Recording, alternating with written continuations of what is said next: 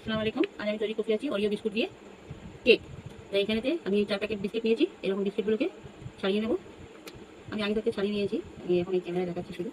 এরকমভাবে বিস্কুটগুলোকে সব ছাড়িয়ে নেব।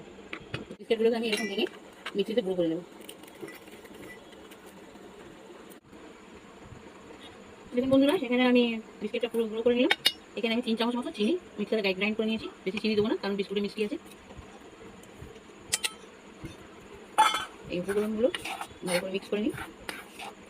এখানে আমি অল্প অল্প দুধ দেবো, দিয়ে মিশ্রণটাকে রেডি করবো। এখানে আমি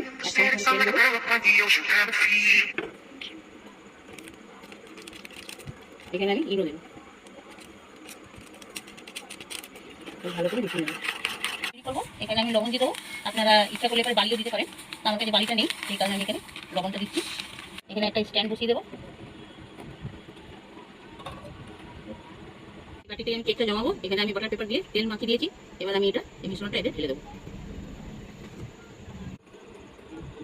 এটা আমি একটু ভালো করে ফুটিয়ে নেবো, যাতে এতে কোনো ডলা পাকিয়ে না থাকে। এবার আমি গ্যাসের দিয়ে বসাবো। একটু নুনটা ভালো মতো গরম হয়ে গেলে তারপর আমি কেকের বাটিটা এতে বসাবো। গরম হয়ে গেছে আমার। এবার আমি এই বাটিটা বসিয়ে দেবো। আমি কুকারের সিটিটা খুলে নিয়েছি। এবার কুকারটাকে লাগিয়ে দেবো। 20 থেকে 25 মিনিট আমি এটা বেক করবো, তারপরে আপনাদের দেখাচ্ছি। আপনাদের খুলে দেখাচ্ছি।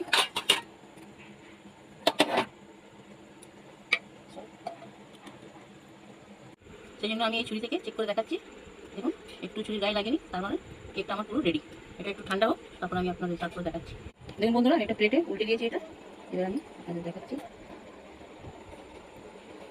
কেকটা আমার পুরোপুরি ঠান্ডা হয়ে গেছে। এবার আমি একটু ক্রিম থেকে এখানে একটু ডিজাইন করবো।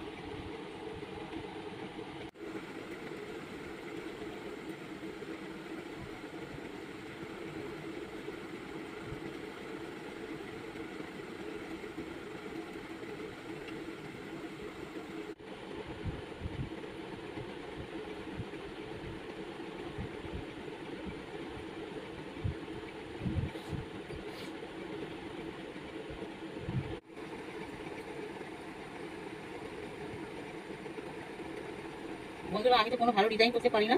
এই যতটা পারছি ততটা করছি। আপনাদের কেমন লাগে সেটা বলবেন, কমেন্ট করে জানাবেন। আর আমার চ্যানেলটিকে সাবস্ক্রাইব করবেন, লাইক কমেন্ট শেয়ার করবেন। দেখুন বন্ধুরা, আমি কেকটাকে কাট করে দেখাচ্ছি আপনাদের।